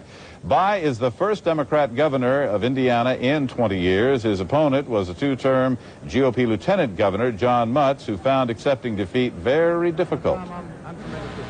I'm reminded a good deal of a national political figure who, at a similar event of this kind, said he was too old to cry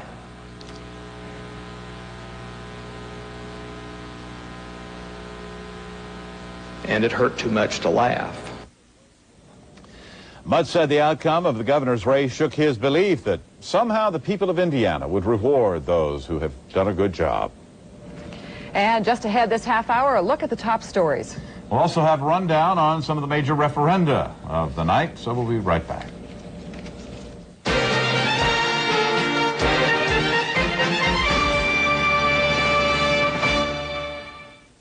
Join host Burt Reynolds for TNT's exclusive 5-part series, The Story of Hollywood.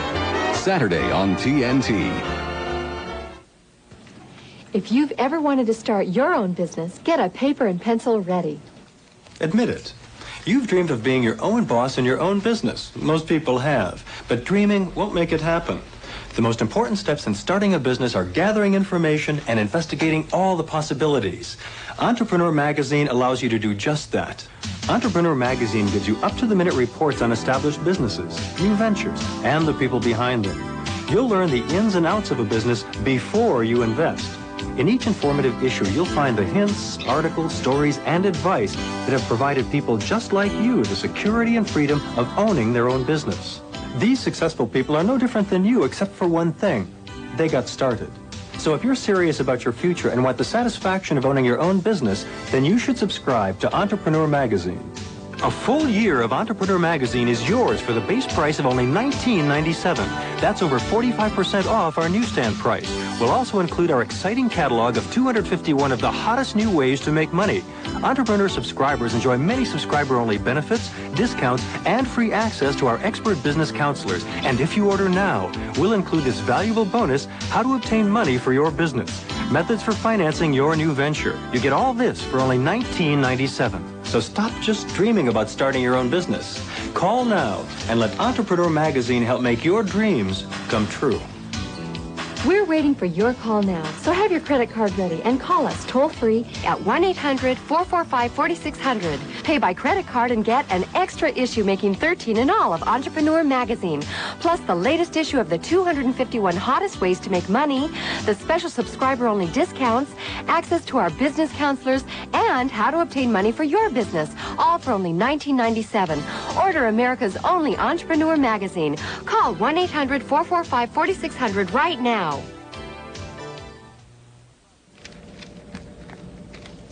Our top story, of course, tonight, George Bush's election as the 41st President of the United States. After a bitter race marred by intense campaign attacks on each side, Bush easily crushed Democrat Michael Dukakis. By 9:30 Eastern Time Tuesday night, it was clear the GOP would keep control of the White House for a third straight term. Voters in 41 states. All right, voters in 41 states faced more than 230 referendums and initiatives ranging from complicated tax matters to controversial measures on AIDS testing. Some of the propositions faced big money media campaigns by industry lobbyists. Others drew strong emotions on gut-level issues like abortion. CNN's Audric Gallix has this report. You don't have no fault in California? That's right. California voters said no to no fault. There were 5 conflicting insurance measures on the ballot, including a plan to cut auto insurance premiums by 20% from November 1987 levels. Gay rights advocates won a victory on confidential AIDS testing. Had the initiative passed, doctors would have been required to report the names of AIDS patients to the state. But an overwhelming majority approved mandatory AIDS testing for sex crime suspects or those charged with assaults on police, fire, or emergency officials. California voters faced 29 statewide initiatives, so many that when added to local measures, some voters took the easy way out. I just voted no on almost all the initiatives. Maryland voters blasted the gun lobby in favor of gun control. Even though the National Rifle Association waged a $4 million campaign, Maryland voters turned down a plan to dismantle a state panel that decides which handguns, if any, residents can buy. Proposal A would keep us from getting a safe, legal Medicaid abortion. Please, don't rob us of our choice. Michigan voters disregarded that plea, putting a stop to state money for abortions. State-funded abortions also will be outlawed in Colorado and Arkansas. Oregon voters rejected tougher no-smoking laws. Florida and Colorado voters overwhelmingly declared English the official state language. Arizona voters narrowly approved the same initiative. New Yorkers gave the state the okay to borrow a record $3 billion for bridge and road repair. 2 states gave nuclear power a boost. Nebraskans voted to stay in a 5-state nuclear waste compact, even though member states have pegged Nebraska as the site for a nuclear waste dump. Massachusetts voters trounced a measure that would have shut the state's 2 nuclear power plants. They also nixed an initiative to protect farm animals from abuse. Voters in Idaho, Indiana, Kentucky, and Minnesota wagered on lotteries to keep money flowing into state coffers. And South Dakota voters cleared the way for slot machines in the Wild West town of Deadwood, where Wild Bill Hickok was gunned down during a poker game. Audrey Galick, CNN, reporting. And we're coming back with more news in just a minute.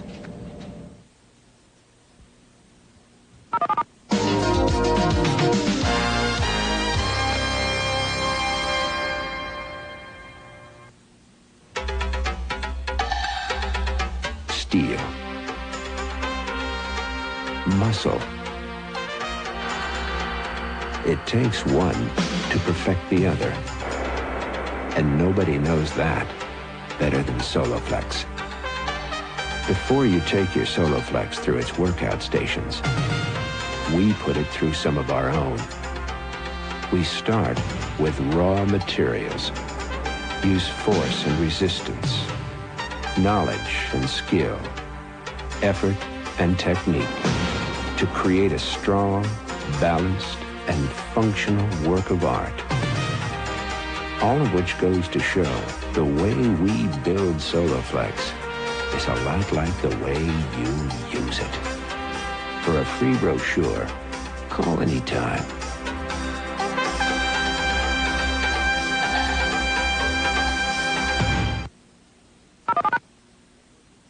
This is CNN, a network of Turner Broadcasting System. CNN Election Night 88. From CNN Center, Donna Kelly and Patrick Emery.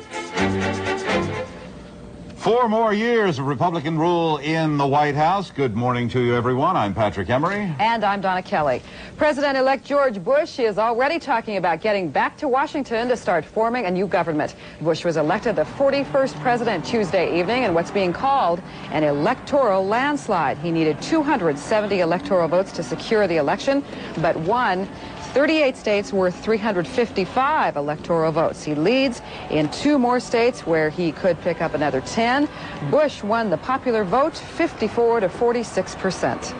Michael Dukakis won 10 states and the District of Columbia worth 112 electoral votes. The Massachusetts governor offered his congratulations to George Bush Tuesday night and called on Americans to support the new president. But during his appearance at Boston's World Trade Center, Dukakis supporters chanted, 92, 92. In other news, the Air Force has suffered its 3rd B-1B bomber crash in 3 years. The jet went down last evening on a training mission near Abilene, Texas. All 4 crew members ejected safely. A gunman in Mississippi this morning released unharmed 8 hostages that he held in a downtown Columbia office building overnight. 3 police officers are now talking with the man, who apparently has not given up his weapons. Police say that the man took the hostages because he was upset over being fired by an insurance office there. And the Justice Department is considering using grand jury subpoenas to get Cornell University documents connected with last week's computer virus episode. But a lawyer for Cornell graduate student Robert Morris says he has not decided whether his client should talk to the FBI. The university says it will cooperate fully with the investigation.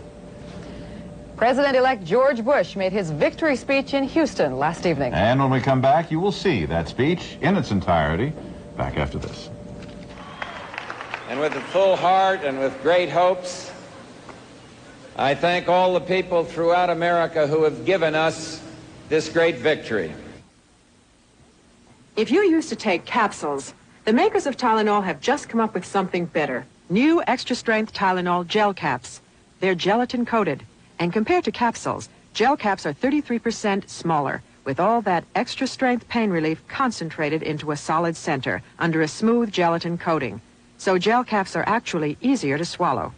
If you used to take capsules, try new extra strength Tylenol gel caps. It's not a capsule, it's better. A government report released on school lunches. This and more as the news continues. Good morning. Milk didn't used to cost this much. It's the dollar pushing Give me a slightly kiss. higher in London. Very slow trading, though. Yesterday, As millions of American youngsters go back to classes, the Education Secretary is already issuing a report For card on all the reasons in the world, Oh, let's see what's going on this morning. stay informed with CNN every morning.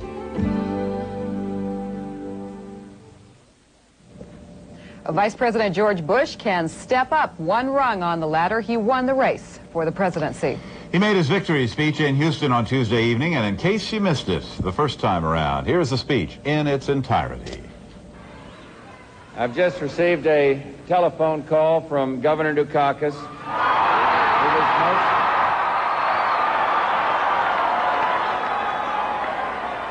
And I want you to know he was most gracious. His call was personal. It was genuinely friendly. And it was in the great tradition of American politics.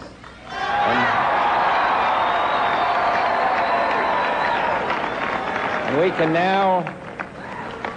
can now speak the most majestic words a democracy has to offer. The people have spoken, and with a full heart and with great hopes, I thank all the people throughout America who have given us this great victory. And I thank Ronald Reagan.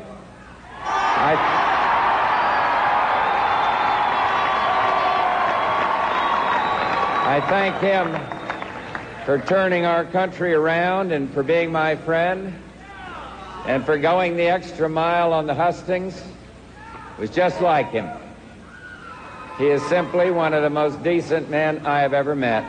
I want to thank my friend, my running mate Dan Quayle, and his family.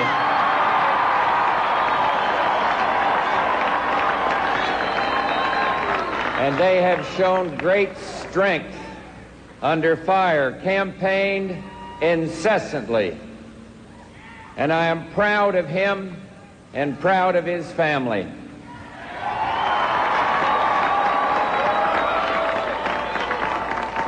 I want to thank my great friend, Houston's son, Jim Baker, and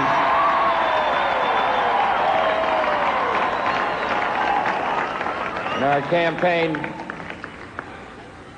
Chairman Lee Atwater and the men and women of the campaign, the national staff, the RNC, all of our state chairmen and chairwomen and all the organizations and the political clubs, and I especially thank the young people who were always up at night putting up the signs.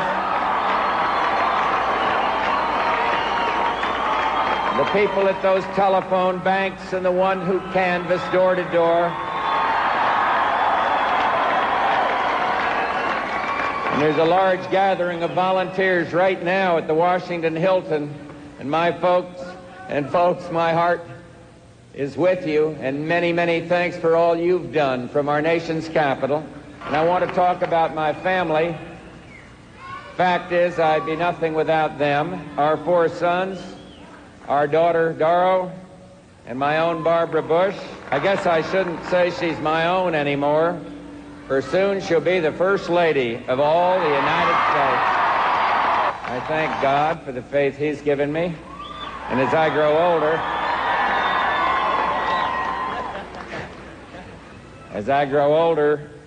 I'm more aware of the spiritual element in life, and I ask for God's help. And I thank the men and women of Texas, the people right here. I recognize them. Started out with me in politics in 1962, and you never lost faith. You never left me, and you're a source of my strength. And this is a moving night for all of us, and you can't help but be moved when your country endorses your hopes and your candidacy, and the feelings are so personal. But the decision is larger than that, and now we will move again for an America that is strong and resolute in the world, strong and big-hearted at home. And when I said I want a kinder, gentler nation, I meant it, and I mean it. A campaign is a disagreement, and disagreements divide. But an election is a decision, and decisions clear the way for harmony and peace. And I mean to be a president of all the people, and I want to work for the hopes and interests not only of my supporters, but of the governors and of those who didn't vote at all. To those who supported me, I will try to be worthy of your trust, and to those who did not, I will try to earn it, and my hand is out to you, and I want to be your president too. I think I know how Governor Dukakis feels. Lost a few along the way myself, and it hurts. But we both went into the arena, and we fought long and hard. The governor can take great satisfaction in the fact that his valiant family, Kitty and Kara and Andrea and John, did him proud. And now I know that we'll come together, as we always have, 200 years of harmony in the oldest, greatest democracy in man's time on earth.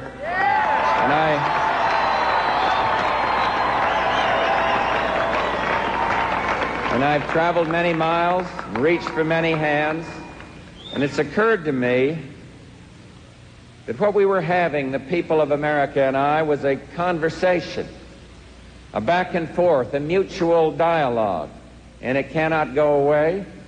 Not now, not when I need it most.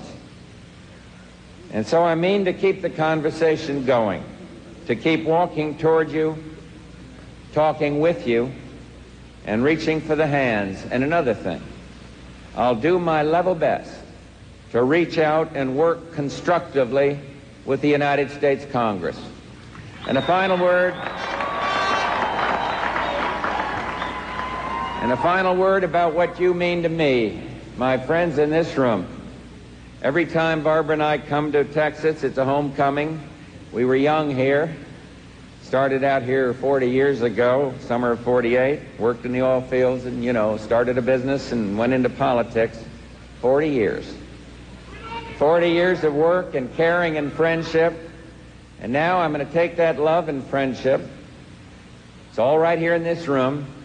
Put it in my pocket, take it with me to Washington, D.C., where it's sometimes cold, but always bracing. And where God knows there's lots of work to do. So thank you. God bless you. And one other thing. Once in days that were a little darker, I made a promise. And now I'll keep it. Thank you, New Hampshire. Thanks for everything, and God bless America. Thank you. Coming up next, Governor Michael Dukakis says even though he lost the presidential race, he'll continue to fight for the values and ideals he and his supporters share. We'll have Michael Dukakis' speech conceding the race to President-elect Bush just ahead. Much has been given to the young people of this country. The opportunity to live and grow up in the greatest nation on the face of this earth. And you have a responsibility to give something back. We will not be around tonight, of course, because of the election. But the exit polls have been taken, and CNN Sports Tonight projects we will be back Wednesday at 11:30 p.m. Eastern Time. Join us then. You know, when a friend of ours suggested I join AARP, the American Association of Retired Persons, I was surprised. I'm not retired, far from it. Then she told me 20 million people, both retired and working, belong to AARP. It's for anyone over 50. A $5 membership fee brings me free information on Social Security and pre-retirement planning, savings on travel and prescription drugs. I also get Modern Maturity, one of the most widely read magazines in America. Best of all, I'm part of one of the most vital voices in America, a voice government really listens to on important issues like pensions and Medicare. You can join AARP today by calling their toll-free number. They'll send you a complete information kit, including news about AARP's group health insurance. Once you've paid your $5, you'll receive a membership card.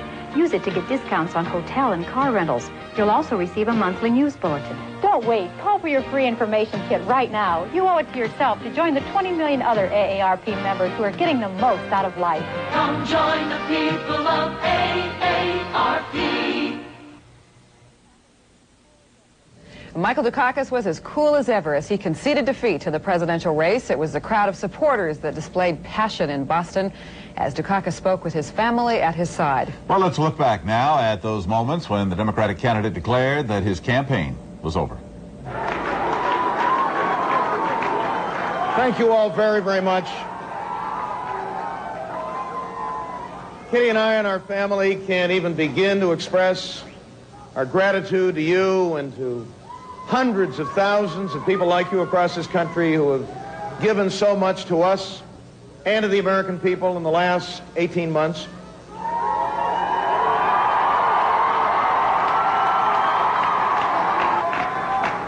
Just a few minutes ago, I called Vice President Bush and congratulated him on his victory.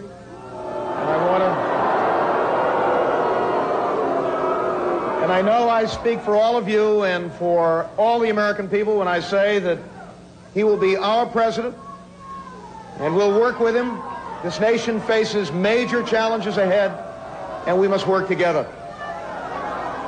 And I extended my best wishes to him and to Mrs. Bush and to the members of the Bush family. Kitty and I also had a chance to talk to Lloyd and B.A. Benson.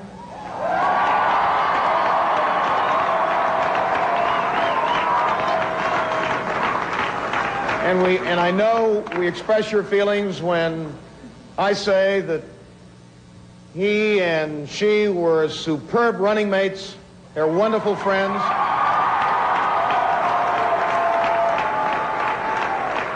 I'm so proud of that choice. So proud of both of them, and we have formed a friendship which will last as long as we live on this planet. They are two wonderful people, and Lloyd Benson has been one of the great assets of this campaign. Just 18 months ago, on what, as some of you will recall, was a cold and snowy April day, I asked you for your support in running what I called a marathon for the highest honor that the American people can bestow on anyone. I said there'd be good days, and we had a lot of good days, didn't we? And I said there'd be not so good days, and we had a few of those too. And I talked about another marathon that I had run in April of 1951, when I found myself struggling up a hill or two and people saying to me, "Looking good, Duke, go to it." That is what you have done, and I'm very grateful to you. We had those good and not so good days. We reached Heartbreak Hill and overcame it. And then we found the strength to make that final kick.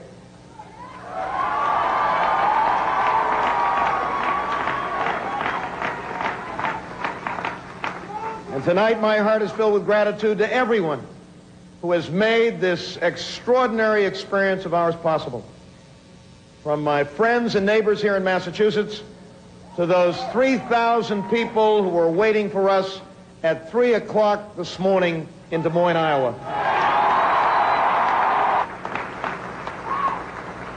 As I think back on this marathon, I'll never forget the beauty of this magnificent land, from those beautiful colonial villages of New Hampshire to the farmland of Iowa to the magnificence of Yellowstone and the California coast. But most of all, I'll remember the people I've met, their strength, their values, their generosity, and their hospitality to Kitty and me and to our family. And it is very important that we continue to fight for them and for families all across America. We've got to fight for that young family in Levittown on Long Island, New York. that wants to buy a home in the community in which they grew up and can't afford it.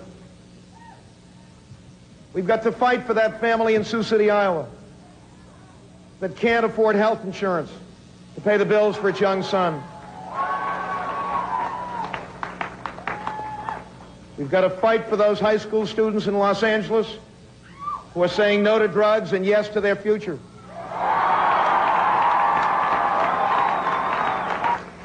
We've got to open up that door of college opportunity to every young person in this country who is qualified to do college work. We've got to fight to end the shame of homelessness in this country, and this great and good nation ought to be able to do that.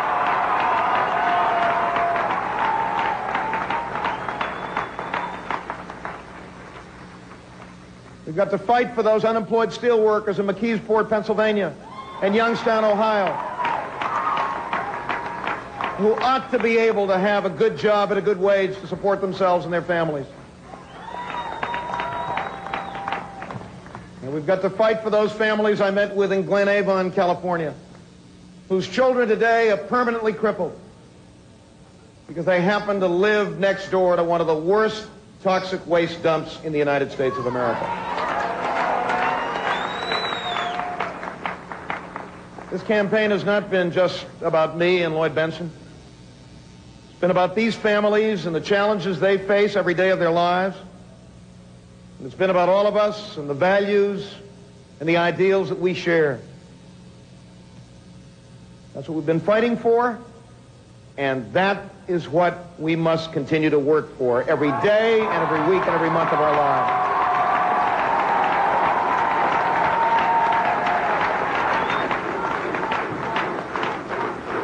I'm going to continue to work for these goals with you, with my fellow governors, with a Democratic Congress, and I'm proud to say that we not only will continue to have a Democratic Congress, but it looks as if a strengthened Democratic Senate.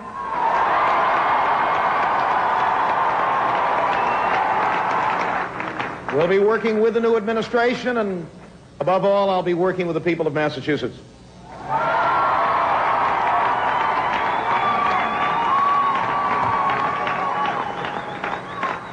Let me say thank you to many, many people in this country, those who gave us their support, those hundreds of thousands of volunteers who worked so hard and so long and so tirelessly. I want to thank the members of the world's oldest and greatest party, the Democratic Party, for all that they did. I want to thank this wonderful family of mine, Kitty and John and Andrea and Carr and Lisa, and my mother and Kitty's dad. They've been terrific.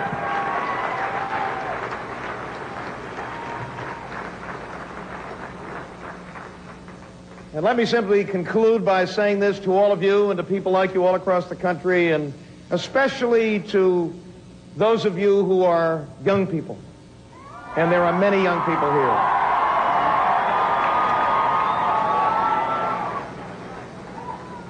There is nothing you can do in this world more fulfilling and more satisfying than giving of yourself to others and making a contribution to your community and your state and your nation and your fellow citizens.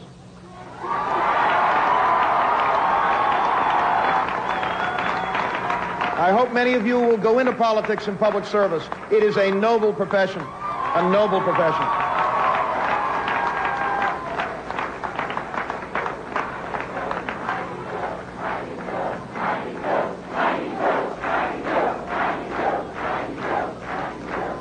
I remember what my dad used to say to me over and over again: much has been given to you and much is expected of you. Much has been given to the young people of this country. The opportunity to live and grow up in the greatest nation on the face of this earth. And you have a responsibility to give something back. Our hearts are full. We love you all. We love this country.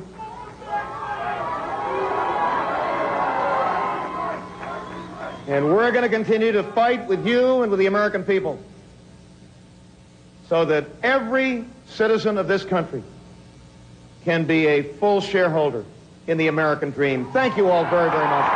Thank you. Thank you all. Thank you.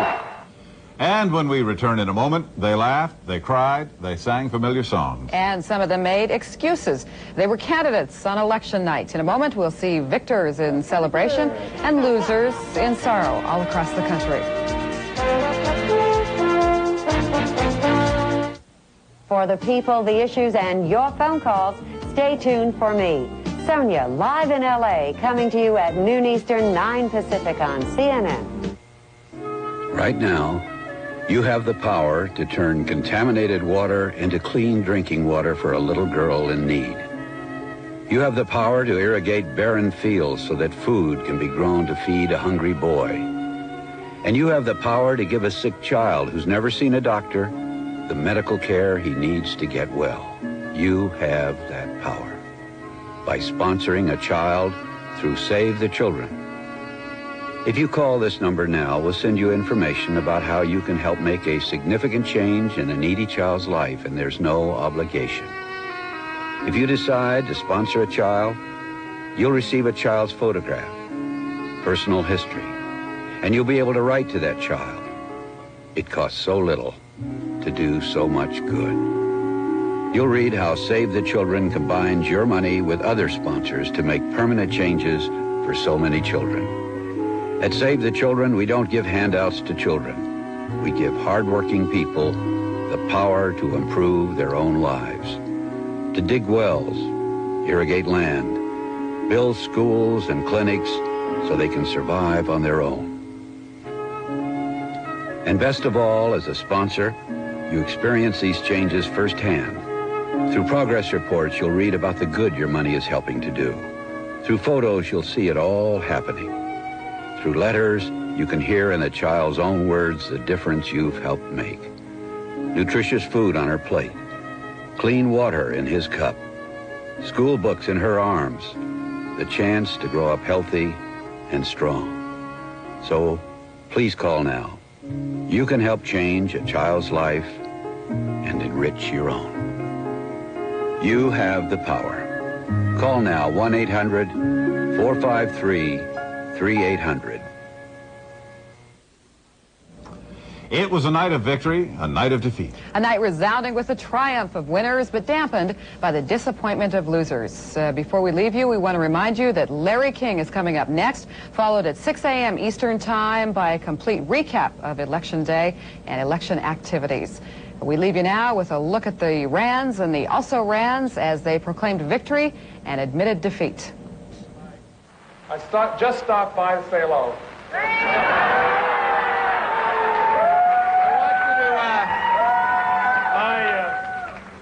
I love New Jersey. O-H-I-O, Ohio, I love you. What does it feel like? Feels pretty good. Yes. How sweet it is.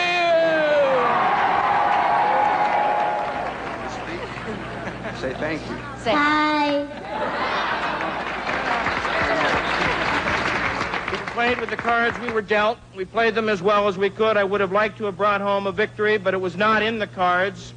I would say, though, earlier tonight, my eldest daughter, Katie, gave me a hug and said she was proud of me, and you know that's not half bad for a campaign. Thank you very much. I feel confident that I'll be able to look at my kids in about a year and a half, and they're going to know their daddy really isn't as bad as the newspaper said he was. Now, everyone knows that time is a fleeting thing. The last grains of sand in the hourglass have fallen on this campaign. But I do want to say to all of you, I love you.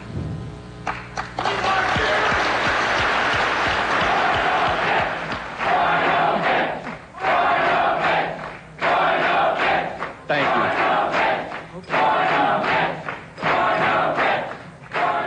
Waltzing Matilda, who go waltzing Matilda with me, and their ghosts can be heard as they pass by the belly bong.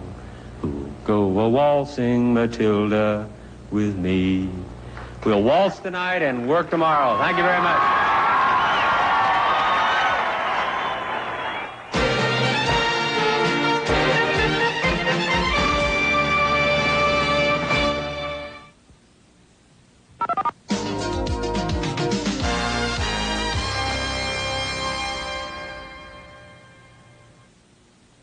Christmas is a magic time, a special time for the warmth and joy of home and family, a celebration of faith, and a season of beautiful music. Time Life Music is proud to present a very special album by the Mormon Tabernacle Choir, Christmas Celebration, an inspiring collection of 51 holiday songs from traditional favorites to classical masterpieces. These superb performances of cherished favorites are the perfect complement to your family's holiday season. The Mormon Tabernacle Choir celebrates with 2 hours of music on your choice of 3 records, 2 double-length cassettes, or 2 compact discs. This uplifting collection captures the full range of America's best-loved choir with stunning vocal performances and rich orchestral arrangements.